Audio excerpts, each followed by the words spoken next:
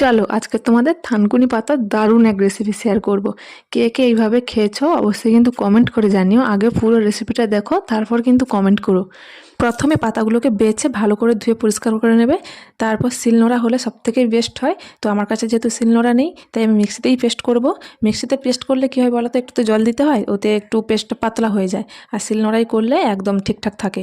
তারপর পেস্ট করে ওর মধ্যে দেবো কিছুটা পাতিলেবুর রস। আর আমি পেস্ট করার সময় কিন্তু একটা কাঁচা লঙ্কা দিয়েই পেস্ট করেছি।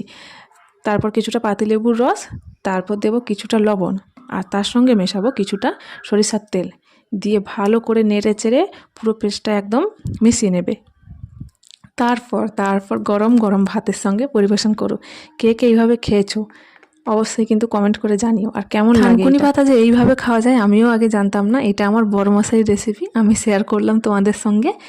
একবার খেয়ে দেখো, প্রেমে পড়ে যাবে। আর থানকুনি পাতা কিন্তু শরীরের জন্য ভীষণ ভীষণ উপকারী।